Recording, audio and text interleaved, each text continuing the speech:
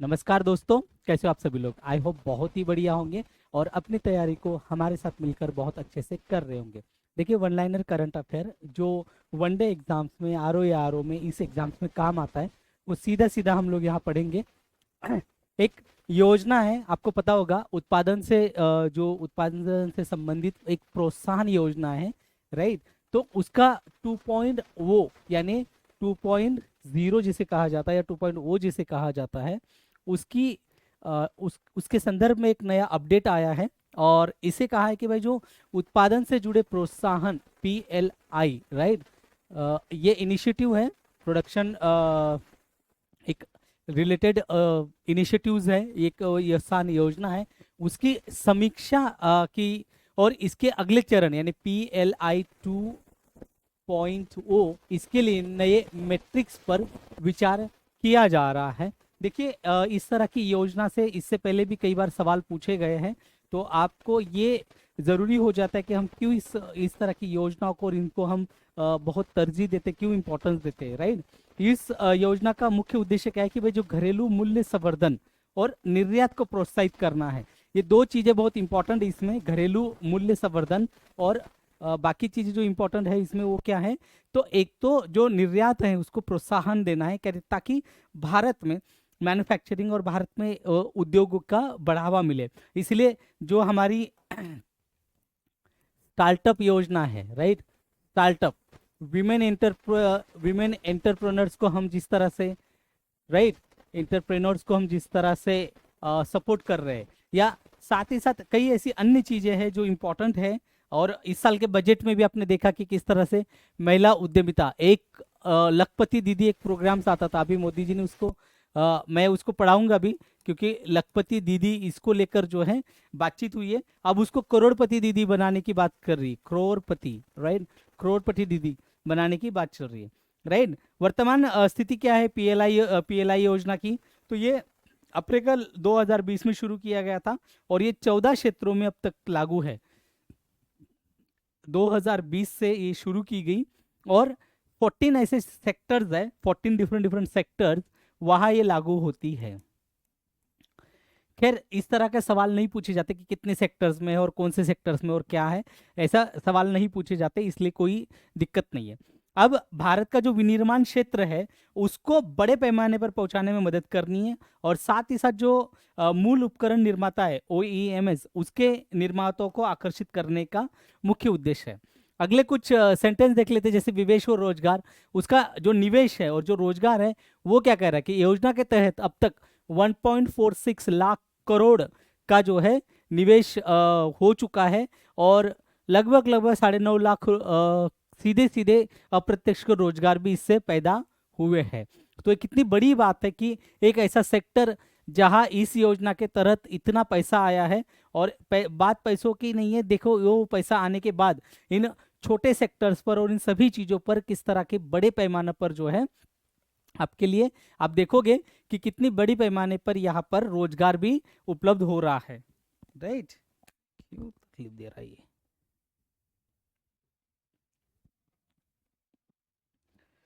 Okay, तो चलिए अगला देख लेते हैं। निर्यात की अगर बात करें तो 4 लाख करोड़, इतनी बड़ी रुपए की जो है वृद्धि हुई है। 4 लाख करोड़ कितनी बड़ी अमाउंट है, ये देख लीजिए, राइट। और इसमें जो है कुछ क्षेत्र जो है मूल्य संवर्धन अभी भी एकल अंकों में है, तो ये एक बड़ी समस्या इसके साथ भी है। निर्यात और मूल्य संवर्धन को प्रोत्साहित करना है, और इस जो उसको प्रोत्साहन देने के लिए एक नए मैट्रिक्स पर, और आपको बता दो EV और अन्य क्षेत्र भी जैसे इसमें समाहित करने की बातचीत चल रही है, तो ये भी बहुत अच्छी चीज रहेगी। इलेक्ट्रॉनिक क्षेत्र में PLI क्या है, जैसे बजट 2025 में कहा गया को इलेक्ट्रॉनिक्स के लिए 25,000 करोड़ रुपए की PLI योजना की घोषणा की गई है। और इसका उद्देश्य जो है घरेलू निर्माण, यहाँ मैन्युफैक्चरिंग हो और आयात पर हमारी निर्भरता कम हो और हम निर्यात की तरफ बढ़े, इसको लेकर जो है भारत सरकार का सिंपल सा एक अपना टारगेट है कि हम ज़्यादा से ज़्यादा जो है निर्यात जो आयात निर्यात पर हमारी हम बढ़ाएं और आयात पर हमारी निर्भरता को हम कम करें, ताकि यहाँ बना हुआ माल जिसे हम मेक इन इंडिया कहते हैं, मेक इन इंडिया या made in India, right, made in India, right, made in India, जो भारत में बनाया गया है वैसा माल जो है विदेशों में, फॉरेन कंट्रीज में हम भेजें। राइट, फॉरेन कंट्रीज में हम इसको भेजें। निर्यात, सरकार निर्यात को एक अतिरिक्त मेट्रिक के रूप में प्रस्तुत करने की कोशिश कर रही है, और इसके कारण जो है भारत की जो विनिर्माण यानी मैन्युफैक्चरिंग की क्षमता है, मैन्युफैक्चरिंग, राइट, मैन्युफैक्चरिंग, उसकी क्षमता को वैश्विक बाजारों के तौर पर प्रतिस्पर्धा में सुधार करना और भारत को विश्व के बाजार में नंबर 1 पे लाना। मैंने आपको पहले भी बताया था कि किस तरह से हम लोग खिलौनों को लेकर, टॉयज को लेकर, टॉयज फैक्ट्री बनाने की कोशिश कर रहे हैं, मतलब दुनिया की फैक्ट्री बन जाए हम, क्योंकि अभी इस पर कब्जा किसका है? चाइना का है, इस पर कब्जा चाइना का है। तो ऐसी कई सारी चीजें जहां हम ध्यान दे रहे हैं। दूसरा है सशक्त पंचायत नेत्री अभियान। देखिए, आपने देखा होगा पंचायत सीरीज, अगर आप में से हर किसी ने देखी होगी, नो डाउट, पंचायत जो वेब सीरीज है, वो वेब सीरीज में आपने देखा होगा कि किस तरह से जो प्रधानपति है, यानी कि जो प्रधान, जो गांव का प्रधान है, अगर वो महिला है तो उसका पति ही सारा पंचायत का कारभार, जितनी भी एडमिनिस्ट्रेशन है, वही हेड बना रहता है। इसीलिए जो है, इसी को ध्यान में रखकर पंचायती राज मंत्रालय ने विज्ञान भवन जो दिल्ली स्थित है, उसमें एक राष्ट्रीय कार्यशाला, जहां सशक्त पंचायत नेत्री अभियान, इसका शुभारंभ किया गया। ये एक राष्ट्रीय कार्यशाला आयोजित की गई थी और वहां जो है सशक्त पंचायत नेत्री अभियान का शुभारंभ किया गया है। केंद्रीय पंचायती राज मंत्रालय की ओर से एक पैनल गठित किया गया था और उसमें जो है सशक्त पंचायत नेत्री अभियान की शुरुआत और उसी की सिफारिश पे करी गई है। इसका उद्देश्य प्रशासन के जमीनी स्तर पर महिलाओं को सशक्त बनाने के लिए प्रयास करना है।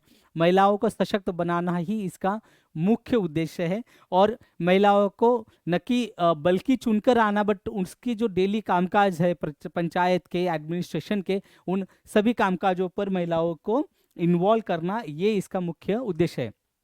केंद्रीय मंत्री राजीव रंजन सिंह ने कहा है कि महिला सशक्तिकरण विकसित और आत्मनिर्भर भारत की कुंजी है। और ये बहुत अच्छी बात है कि जो महिला का अगर विमेन एम्पावरमेंट अगर होगा तो अपने आप भारत विकसित होता जाएगा और आत्मनिर्भर होता जाएगा, राइट। इन दो चीजों के अलावा, विमेन एम्पावरमेंट के अलावा, विकसित भारत और सशक्त भारत, आत्मनिर्भर भारत, ये हो ही नहीं सकता, ये कल्पना भी नहीं की जा सकती महिला सशक्तिकरण के बिना। और विकसित भारत और आत्मनिर्भर भारत के लिए महिला सशक्तिकरण को अनिवार्य शर्त, this is the mandatory clause, right, ये मैंडेटरी क्लॉज है। अगर बात करें पंचायती राज संस्थाओं में जो महिला निर्वाचित प्रतिनिधि यानी सरपंच या प्रधान जिसे हम कहते हैं, राइट, प्रधान, ये प्रधान जो है उनकी क्षमता निर्माण हस्तक्षेपों को मजबूत करेगा और साथ ही साथ जो नेतृत्व क्षमता है उसको तेज करना है, निर्णय लेने की क्षमता में सुधार करना है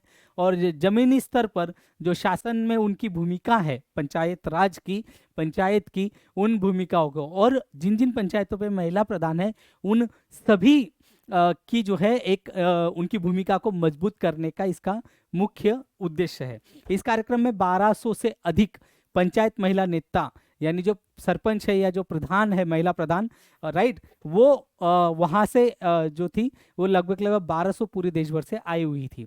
ये पहली बार जब पंचायती राज संस्थाओं की तीनों स्तरों की महिला निर्वाचित प्रतिनिधि एक राष्ट्रीय मंच पर एकत्र हुई थी, राइट। ये बहुत अच्छी बात है कि ये फर्स्ट टाइम हुआ ऐसा कि जो 3 लेयर्स है हमारी, वहाँ वो तीनों की तीनों आई। प्रमुख गतिविधियां क्या है? महिलाओं की भागीदारी और नेतृत्व पर संवाद आयोजित किया गया, जिसमें स्वास्थ्य, शिक्षा, सुरक्षा और आर्थिक अवसर, इन सभी विषयों पर चर्चा की गई। अगर बात करें और आगे जाके, तो ये एक प्राइमर भी लॉन्च किया गया जो लिंग आधारित हिंसा, राइट, जो घरेलू हिंसा और कानून, जिस तरह के कानून है या महिलाओं के खिलाफ हो रही हिंसा है, उन सभी हिंसाओं पर के कानून को लेकर ये केंद्रित है प्राइमर, राइट। यहाँ UNFPA द्वारा एक आयोजित सांस्कृतिक प्रदर्शन भी रहा और जिसमें भारत की महिलाओं की उपलब्धियां और साहस को दिखाया गया। सरकारी दृष्टिकोण है, जैसे प्रधानमंत्री नरेंद्र मोदी ने मन की बात के 119वें एपिसोड में नारी शक्ति के ऊपर उनका एक एपिसोड हुआ था, उसमें उसके अनुरूप ही ये प्रोग्राम को लॉन्च किया गया था। इस प्रोग्राम की रूपरेखा आंकी गई थी, राइट। इसका उद्देश्य सुरक्षित, समावेशी और लिंग संवेदनशील और सामाजिक रूप से न्यायपूर्ण ग्राम पंचायतें बनाना है। और ऑब्वियसली महिलाएं जहां रहेगी, महिलाओं का जहां सहभाग रहेगा, वहाँ एक न्यायपूर्ण चीज़ों की उम्मीद की जा सकती है, राइट।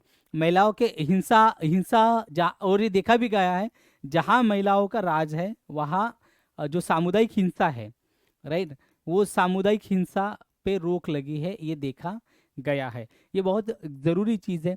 दूसरा जैसे दारू है, राइट, दारू जैसे इस तरह के जो चीज़ें, जुआ, दारू, इस तरह का जो व्यसन वाली चीज़ें हैं, उन पे भी रोक लगते हुए देखा गया है। और जो इलेक्शंस होते हैं जहाँ महिला खड़ी रहेगी वहाँ पर इन चीज़ों का बंटवारा भी, बहुत बांटने का भी सीमाएं उपलब्ध हो जाती है, सीमाएं बन जाती है। अगला है cities coalition for circularity, C3, right. इसमें जो है भारत ने cities coalition for circularity C3 के नाम से एक बहुराष्ट्रीय गठबंधन है, इसका शुभारंभ किया गया है। और इसका उद्देश्य क्या है? शहर दर शहर सहयोग, ज्ञान को साझा करना और निजी क्षेत्र के माध्यम से शहरी विकास को बढ़ावा देना, एक सस्टेनेबल अर्बन डेवलपमेंट को बढ़ावा देना। इसके लिए जो है सिटीज कोएलिशन फॉर सर्कुलरिटी यानी C3 का गठन किया गया था। इस गठबंधन का उद्देश्य क्या है? एक तो जो पॉलिसी मेकर्स है, नीति निर्माता, और उद्योग लीडर्स है, शोधकर्ताएं है, रिसर्चर है, और विकास साझेदार जो भी लोग हैं, माने जैसे इन्वायरमेंटलिस्ट है, राइट, इन्वायरमेंटलिस्ट है, जो वाटर बेस होंगे या जो भी एक्सपर्ट लोग होंगे, उनके लिए जो है एक महत्वपूर्ण मंच प्रदान करेगा। और यहाँ अपशिष्ट प्रबंधन, जैसे मैंने कहा, वेस्ट मैनेजमेंट और संसाधन दक्षता और उसके समाधानों पर चर्चा और कार्यान्वयन दोनों ये लोग इस मंच के साथ कर सकेंगे। कार्यशाला और समझौता क्या हुआ भाई? जो सिटीज 2.0 है, एक महत्वपूर्ण समझौता हुआ, ज्ञापन, MOU, मेमोरेंडम ऑफ अंडरस्टैंडिंग। और इस पहल के तहत 1800 करोड़ रुपए के समझौते पे 14 राज्य और 18 शहरों को इसका लाभ मिलेगा, जो ये MOU साइन हुआ है इसके माध्यम से, राइट। क्षेत्रीय 3R की अगर बात करें तो एक अर्थव्यवस्था मंच है, ये 2009 में शुरू किया गया था। और एशिया प्रशांत क्षेत्र में स्थायी अपशिष्ट प्रबंधन, संसाधन दक्षता, सर्कुलर अर्थव्यवस्था, इन सिद्धांतों को बढ़ावा देने का इसका मुख्य उद्देश्य है। हानोई 3R घोषणा हुई थी और ये 2013 से 23 के बीच एक मील का पत्थर साबित हुई। और इसमें कहा गया कि जिस तरह से संसाधन कुशल और सर्कुलर में जो अर्थव्यवस्था है उसके तरफ बढ़ाने के लिए एक बड़े लक्ष्य जो है निर्धारित किए गए थे। लगभग ये लक्ष्य, मेरे हिसाब से 33 लक्ष्य जो है निर्धारित किए गए थे। पर्यावरणीय चुनौतियां आई, जैसे आर्थिक विकास, संसाधनों की कमी, बढ़ते अपशिष्ट उत्पादन, पर्यावरणीय चुनौतियां, इन सब के लिए नीति संवाद और क्षमता निर्माण के लिए ये महत्वपूर्ण रूप से कार्य करता है, राइट। 97वां अकादमी पुरस्कार है, अकादमी पुरस्कार, और ये अनोरा नाम की एक फिल्म है, उसने 5 ऑस्कर जीतकर इतिहास रच दिया है। प्रमुख पुरस्कार जो है, अनोरा ने सर्वश्रेष्ठ फिल्म, सर्वश्रेष्ठ निर्देशक शॉन बेकर, सर्वश्रेष्ठ मूल पटकथा शॉन बेकर, सर्वश्रेष्ठ संपादन शॉन बेकर, और सर्वश्रेष्ठ अभिनेत्री मिकी मैडिसन, इन्होंने पुरस्कार जीते। अनोरा, ऑस्कर पुरस्कार की बात हो रही है।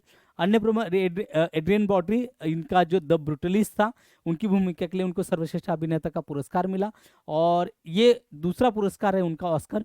और जोई सल्डाना, एमिलिया पेरेज, इनको सहायक अभिनेत्री का, सर्वश्रेष्ठ सहायक अभिनेत्री का ऑस्कर पुरस्कार मिला है। भारत की झोली में इस साल सूखा था, राइट। फिल्म की विशेषता, अनोरा, इसका बजट केवल 6 मिलियन डॉलर में हुआ है। और ये न्यूयॉर्क शहर में जो स्थानीय रूप से बनाई गई थी, ये न्यूयॉर्क शहर में ही बनाई गई थी, और मात्र 6 मिलियन डॉलर इसके ऊपर खर्च हुआ है, राइट। लगभग 50-55 करोड़ में शायद ये बन गई होगी ज़्यादा से ज़्यादा, राइट। तो ये इतनी बढ़िया, मतलब ये मूवी है कि 50-55 करोड़ में मूवी बन गई। भारत जैसे देशों में तो आपने देखा होगा कि रजनीकांत, आमिर खान, शाहरुख खान, सलमान खान, ये जैसे एक्टर ही 100 करोड़ रुपए लेते हैं, और ये महज 55 करोड़ रुपए में फिल्म बनी, 55-60 करोड़ में, अनोरा जैसी फिल्म, और इसने 5 ऑस्कर अवार्ड जीते। तो ये सीखने की ज़रूरत है। और ये फिल्म ऑस्कर में शीर्ष पुरस्कार जीतने में सफल भी रही है। और राजनीतिक टिप्पणियों की कमी रही इस वर्ष, और राजनीतिक टिप्पणियों की कमी देखी गई, और इसमें एक ही बार यूक्रेन का संघर्ष हुआ, और एक मतलब उसका जिक्र हुआ, और एक गाजा का भी जिक्र हुआ था। नहीं तो हर साल ऑस्कर का जो समारोह होता है, वहाँ हर साल उस देश की पॉलिटिकल परिस्थिति पर, वहाँ की हमारी तरह नहीं है, भारत के हीरो की तरह नहीं है। भारत में जो फिल्म जगत है वो हमेशा से सरकार की आलोचना करने से बचता रहता है, मगर हॉलीवुड के कलाकारों में ये चीज़ नहीं देखी जाती। वो खुलकर सार्वजनिक विषयों पर अपनी मत रखते हैं। सरकार की अगर आलोचना भी करनी हो तो आलोचना भी करेंगे, सरकार ने अच्छा काम किया तो उसको प्रेज करना होगा तो उसको प्रेज भी ज़रूर करेंगे। ये चीज़ देखी गई है, मगर यहाँ जो है भारत में ये चीज़ हमें कम देखने को मिलती है। इक्का दुक्का कलाकार है, लाइक नसरुद्दीन शाह या इरफान खान हुआ करते थे, या कम ही कलाकार है जो अपनी बात जो है, या कंगना रनौत है जो बहुत ही मुखर तरीके से अपने राजनीतिक और सामाजिक विषयों पर बात रखती है। अब ये ज़रूरी नहीं है कि वो किस पार्टी की तरफ से बोल रही है, that is a different thing, right. वो बहुत अलग चीज़ है, बट वो अपने मुद्दे रखती है, ये बहुत बड़ी बात है। अंतर्राष्ट्रीय फिल्म में ब्राज़ील की film I am still here, इसने सर्वश्रेष्ठ अंतर्राष्ट्रीय फीचर फिल्म का ऑस्कर जीता, और ये ब्राज़ील का पहला ऑस्कर है, राइट। अगर आपको पूछा जाए कि ब्राज़ील का पहला ऑस्कर निम्नलिखित में से किस फिल्म को मिला था, तो आई एम स्टिल हियर नाम की फिल्म को मिला था। भारत ने चैंपियंस ट्रॉफी जीत ली है, ऑब्वियसली आपको पता ही है ये चीज़, ये कोई छुपी हुई बात नहीं है। 9 मार्च 2025 में 9वां संस्करण था ये चैंपियंस ट्रॉफी का, जो पाकिस्तान, राइट, पाकिस्तान और दुबई, इन दो जगहों पर जो है संयुक्त रूप से होस्ट किया गया था। पाकिस्तान ने इसे होस्ट किया था, मगर पाकिस्तान और दुबई दोनों जगह किया था बिकॉज ऑफ भारत और पाकिस्तान के रिश्ते के चलते और सिक्योरिटी के मुद्दे के चलते पाकिस्तान नहीं गए थे भारत की टीम, इसीलिए भारत के सारे मैच दुबई इंटरनेशनल टीम में वही स्टेडियम्स में हुए।